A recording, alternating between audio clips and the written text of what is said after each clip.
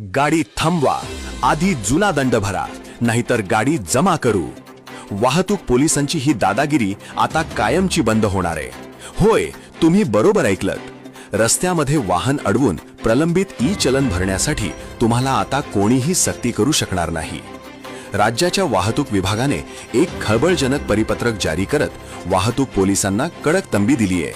अनेक ठिकाणी वाहतूक पोलीस वाहन चालकांना अडवून त्यांना धाक दाखवून जुना दंड वसूल करत असल्याच्या तक्रारी विविध वाहतूक संघटनांमार्फत थेट मंत्र्यांपर्यंत पोहोचल्या होत्या.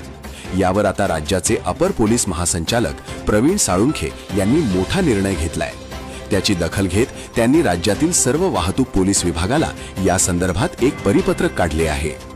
परिपत्रकात पहिली गोष्ट, ई-चलन दंडासाठी कोणावरही जबरदस्ती करता येणार नाही.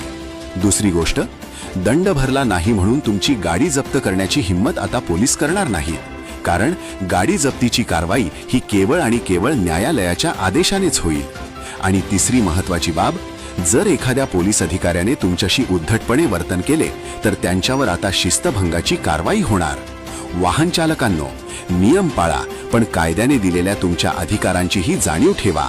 आता रस्त्यावर पोलिसांची सक्ती नाही तर पोलिसांचे सौजन्य दिसेल. वाहतूक संदर्भात अधिक माहितीसाठी आम्हाला फॉलो करा, व्हिडिओला लाईक करा आणि कमेंट करा, व्हिडिओ शेअर करा.